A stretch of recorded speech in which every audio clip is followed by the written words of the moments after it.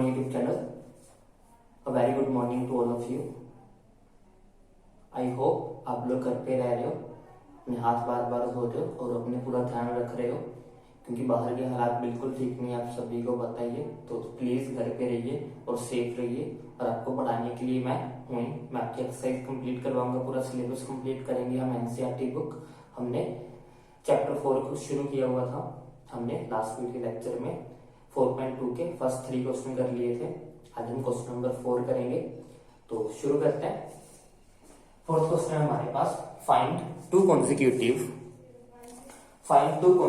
Positive integers the sum of whose square is 365। हमें बोला है कि दो ऐसे consecutive positive integers find out करने हैं जिनके स्क्वायर का सम 365 हो। तो पहले तो कॉन्सेक्यूटिव नंबर्स की बात कर लेते हैं। पॉजिटिव नंबर्स वो नंबर्स होते हैं जो साथ की लगातार चलते रहते हैं, मींस दो कॉन्सेक्यूटिव नंबर्स के बीच का जो डिफरेंस होता है वो हमेशा 1 होता है। जैसे 4, 5 दो कॉन्सेक्यूटिव नंबर्स हैं, अगर मैं लगातार कोई नंबर बोलूं 4, 5, 6, 7, 8, 9, 10, ये सारे जो है ये कॉन्सेक्यूटिव नंबर्स हैं, क्योंकि दो साथ वाले नंबर का जो डिफरेंस है वो 1 है। तो कॉन्सेक्यूटिव नंबर्स वो नंबर्स होते हैं जिनके बीच का डिफरेंस होता है वो हमेशा 1 रहता है। दो लगातार नंबर्स के बीच का जो डिफरेंस है वो 1 रहता है। इसमें देखो 5, 6, 7, 8, तो ये दोनों कॉन्सेक्यूटिव नंबर्स है, बीच का डिफरेंस 1 है। ये दोनों कॉन्सेक्यूटिव नंबर्स है, इनके बीच का नंबर डिफरेंस 1 है। ये दोनों कॉन्सेक्यूटिव नंबर है, डिफरेंस इनके बीच का 1 है। तो जो कॉन्सेक्यूटिव पॉजिटिव इंटीजर्स होते हैं उनके बीच का डिफरेंस हमेशा 1 रहता है। तो हम क्या करते हैं, सपोज कर लेते हैं, let first number be x. अगर फर्स्ट एक्स है तो सेकंड क्या आ जाएगा,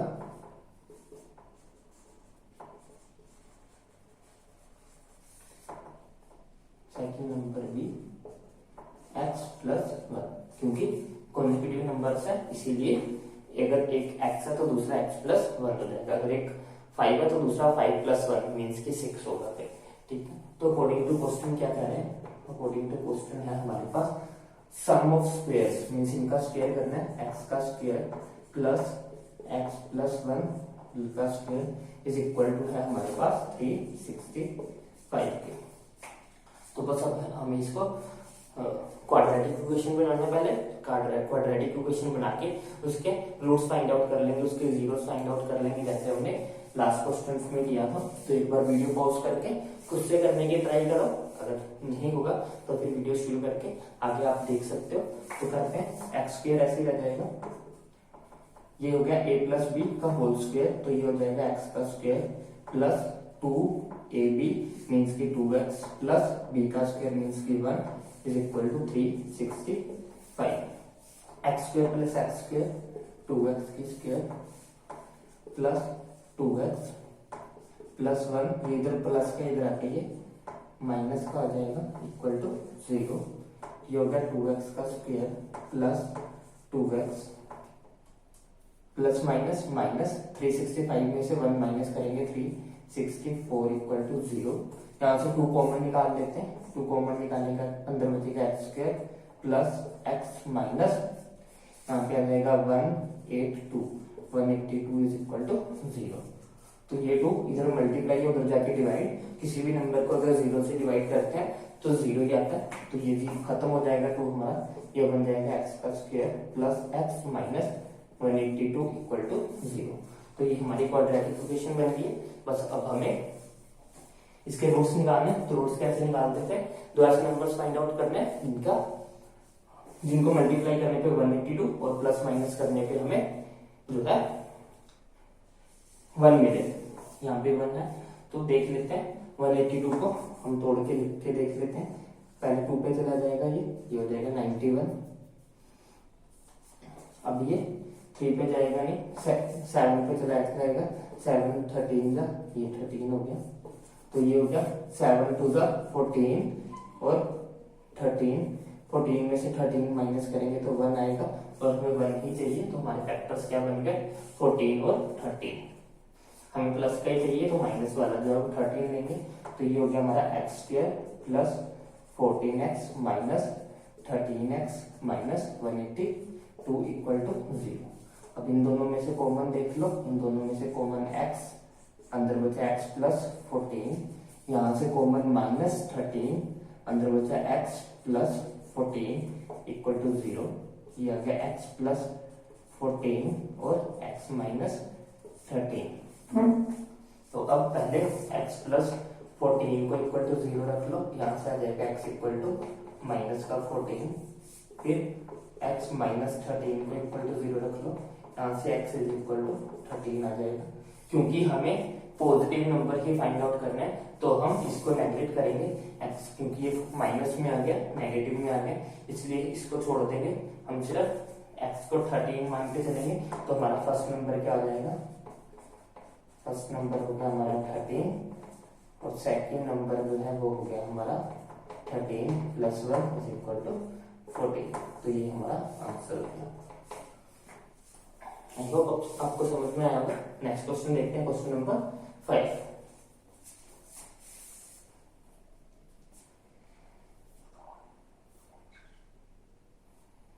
क्वेश्चन नंबर 5 है हमारे पास, the altitude of a right triangle is 7 centimeter less than its base if the hypotenuse is 13 centimeter, find the other two sides। हमें एक राइट एंगल ट्रायंगल दी है जिसकी एल्टीट्यूड जो है वो उसके बेस से 7 सेंटीमीटर कम है और हमें उसकी हाइपोटेन्यूज की वैल्यू दी हुई है 13। हमें बाकी बेस और जो उसका एल्टीट्यूड है उसकी लेंथ फाइंड आउट करनी है। तो देखते हैं कैसे करेंगे।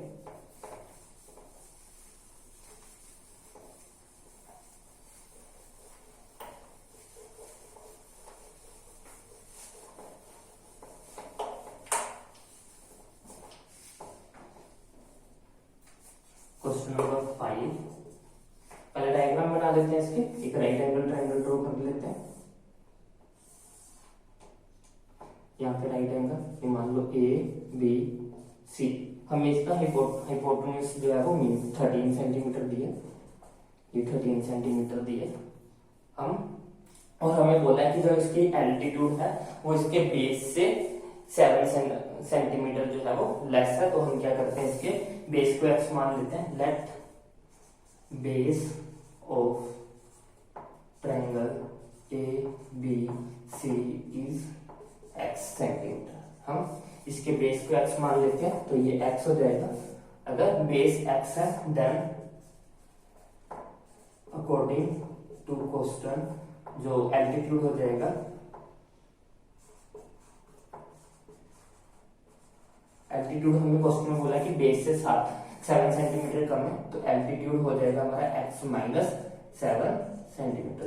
तो एल्टीट्यूड हो गया हमारा x माइनस 7 सेंटीमीटर। हमें फाइंड आउट क्या करना है, हमें बाकी की दोनों साइड्स पता करनी है। तो हम पाइथागोरस थ्योरम लगाएंगे। सभी ने पाइथागोरस थ्योरम आप सभी को आती होगी, 8th में भी हमने की है, 10th में भी हमने की है। जब हमें किसी भी राइट एंगल ट्रायंगल की दो साइड्स पता हो तो हम पाइथागोरस लगाते हैं और हमारा जो है वो आंसर आ जाता है। पाइथागोरस थ्योरम है क्या, पाइथागोरस कहती है कि h square is equal to होता है p square plus b square. H square जहां पे हमारा हाइपोटेन्यूज पी परपेंडिकुलर बी जो है वो बेस होता है। ये हमें 13 सेंटीमीटर दिया, जो परपेंडिकुलर है वो हमें दिया x माइनस 7, उसका स्क्वायर, बेस है हमारे पास x। तो बस अब इसे सिंपल सॉल्व करेंगे, क्वाड्रेटिक इक्वेशन बनाएंगे। क्वाड्रेटिक इक्वेशन बनाने के बाद हम उसके रूट्स फाइंड आउट कर लेंगे। बस मेन तो यही तक था कि हमें इसके इक्वेशन बनानी है। तो 13 का स्क्वायर करेंगे, हमारे पास 169 आ जाएगा। यहाँ पे a माइनस बी होल का स्क्वायर का फॉर्मूला लग जाएगा, which is equal to a square minus 2ab plus b square. तो ये हो गया x का स्क्वायर माइनस 2 7 जा 14, 14x प्लस 7 का स्क्वायर 49 प्लस x का स्क्वायर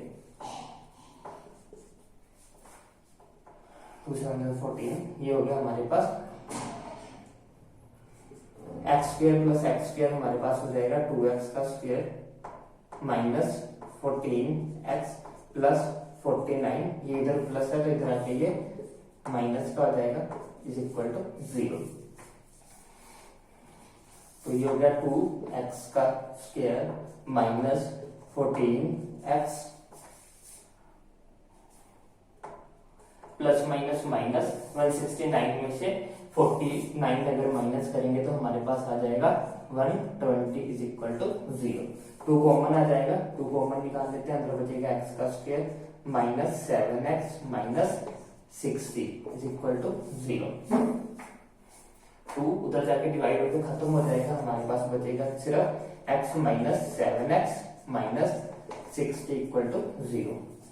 अब हमें ऐसे दो नंबर्स फाइंड आउट करने हैं जिनको मल्टीप्लाई करने पे 60 और प्लस माइनस करने पे 7 आता हो।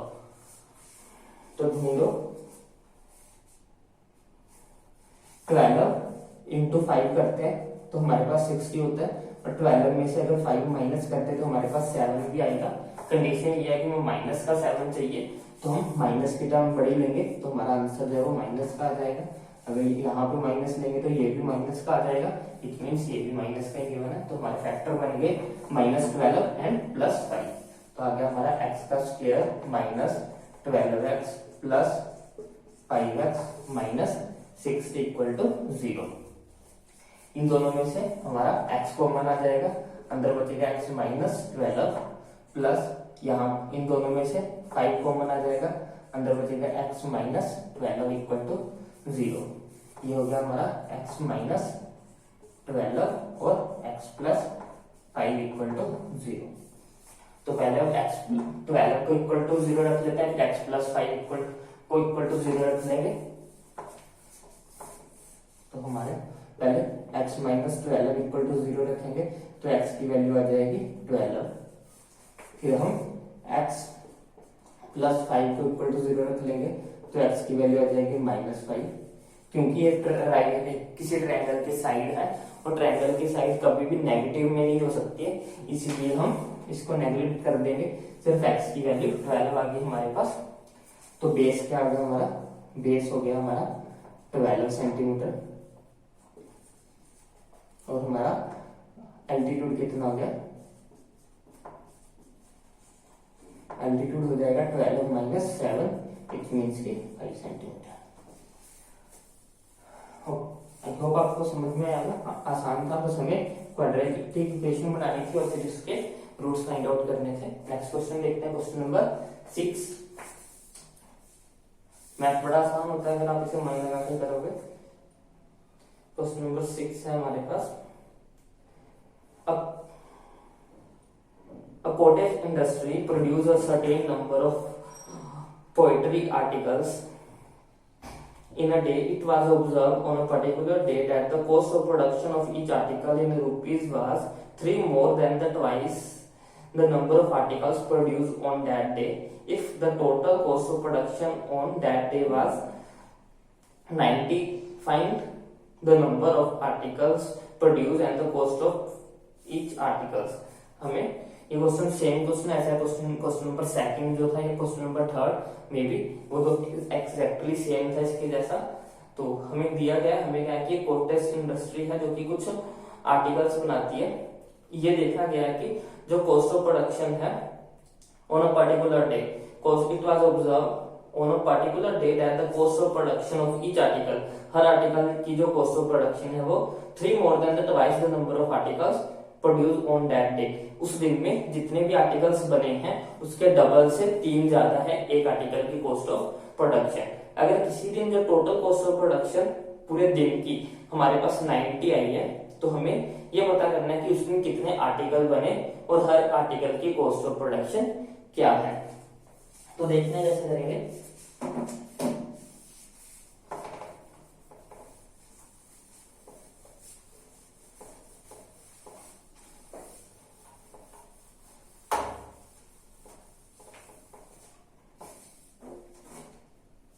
क्वेश्चन नंबर 6 हमें बोला हुआ है इंडस्ट्री में आर्टिकल्स बन रहे हैं, तो हम क्या करते हैं कि टोटल नंबर ऑफ जो भी आर्टिकल्स बन रहे हैं, जितने भी उस इंडस्ट्री में टोटल आर्टिकल्स बन रहे हैं एक दिन में, उसको एक्स मान लेते हैं।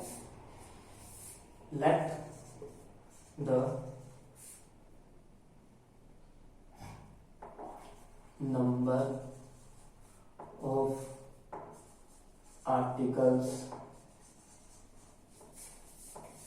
produce day is equal to x. एक दिन में जो आर्टिकल्स बन रहे हैं वो एक्स मान लेते हैं। तो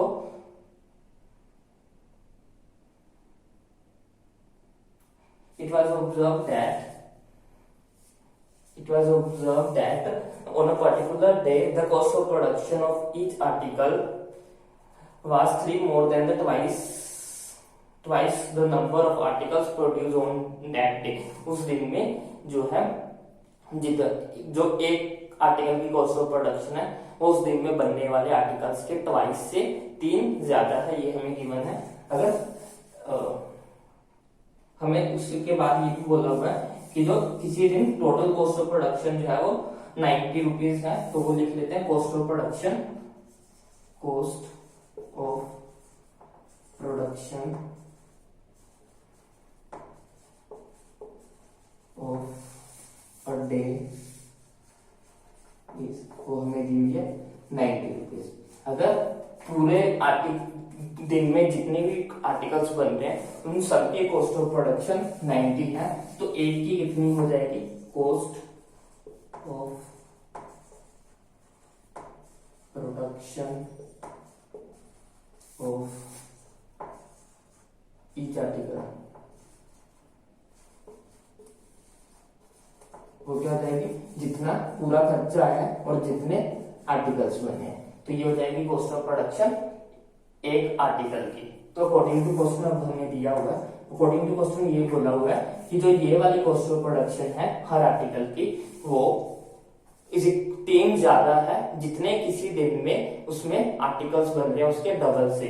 मींस कि ये जो है 90 डिवाइडेड बाय एक्स जो कि कॉस्ट ऑफ प्रोडक्शन है एक आर्टिकल की, वो इक्वल टू है जितने उस फैक्ट्री में एक दिन में आर्टिकल बन रहे हैं उसका डबल। कितने बन रहे हैं एक्स, तो उसका डबल करेंगे उससे 3 ज्यादा है। तो ये हमें क्वेश्चन में दिया हुआ है कि किसी डे में जो कॉस्ट ऑफ प्रोडक्शन है एक आर्टिकल की वो 3 ज्यादा है उस फैक्ट्री में एक दिन में बनने वाले आर्टिकल्स के डबल से। अगर उस दिन में 100 आर्टिकल्स बन रहे हैं तो 100 का डबल करेंगे 200 और उसमें 3 ऐड करेंगे 203।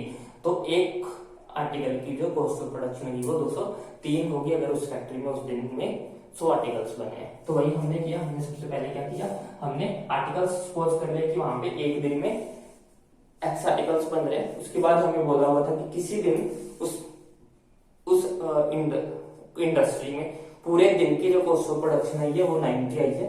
तो हमने क्या किया, अगर पूरे दिन में कॉस्ट ऑफ प्रोडक्शन 90 आई है तो हमने एक आर्टिकल की कॉस्ट ऑफ प्रोडक्शन निकाल ली जो कि 90 को डिवाइड किया कितने आर्टिकल्स उसमें उस दिन में बने थे। तो अकॉर्डिंग टू क्वेश्चन आगे हमें ये बोला गया कि जो cost of production of single piece है वो इज इक्वल टू है 3 more than the twice of the total number of articles produce. तो हमने 2 टाइम्स कर दिया total number of articles produce plus उसमें 3 कर दिए। तो बस इसे सॉल्व करते हैं, क्रॉस मल्टीप्लाई हो जाएगी, x को 2x के साथ x को 2x प्लस 3 के साथ मल्टीप्लाई करना पड़ेगा, 90 को 1 के साथ इसके साथ मल्टीप्लाई करेंगे, ये 2x का स्क्वायर प्लस 3 को x के साथ करेंगे 3x इज इक्वल टू 90। इसको इधर ले आते हैं, ये हो जाएगा 2x का square plus 3x minus 90 equal to 0। तो अब हमें बस इसके रूट्स फाइंड आउट करना है। तो रूट्स फाइंड आउट करने हैं तो यहाँ पे x के साथ 2 लिखा है तो पहले 90 को 2 के साथ मल्टीप्लाई करना पड़ेगा, मींस की 180 आ जाएगा। अब हमें ऐसे 2 नंबर्स फाइंड आउट करने हैं जिनको मल्टीप्लाई करने पे 180 और प्लस माइनस करने पे हमारे पास 13 आता हो।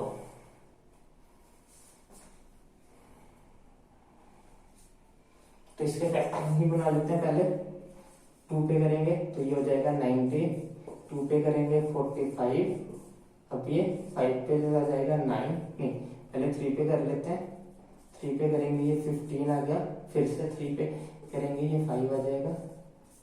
तो ये बन जाएगा, ये हो गया हमारे पास 5 3 जा 15, 3 2 जा 6, 6 2 जा 12।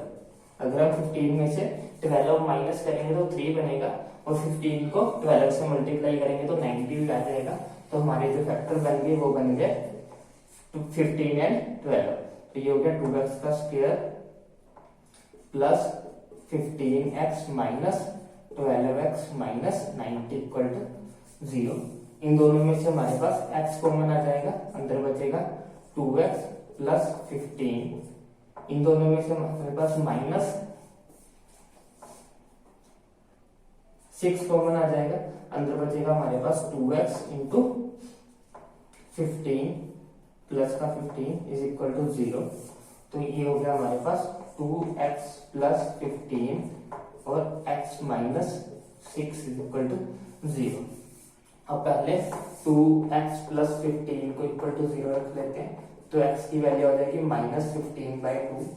फिर हम x माइनस 6 को इक्वल टू 0 रख लेते हैं, तो x की वैल्यू आ जाएगी 6। क्योंकि x क्या था, x था total number of article produce, वो माइनस में तो प्रोड्यूस हो नहीं सकते आर्टिकल्स, इसलिए इसको माइनस वाली टर्म को नेगलेक्ट करेंगे, तो हमारे आर्टिकल्स जो प्रोड्यूस हुए हैं वो कितने आ गए, तो हमारे पास आ गए 6।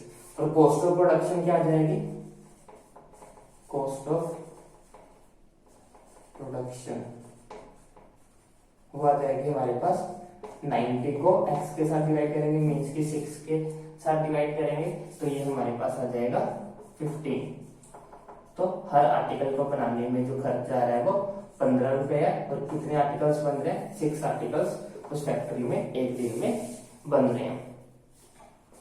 आई होप आपको समझ में आया होगा, मजा भी आया होगा। अगर आपको वीडियोस अच्छी लगी है तो इन्हें लाइक करें, शेयर करें और चैनल को सब्सक्राइब करें। मैं बहुत जल्द इसका 4.3 एक्सरसाइज शुरू करूंगा, मे बी ये वीडियो आपको आज या कल मिल जाए। Thanks for watching. घर पे रहिए, सेफ रहिए, बाय।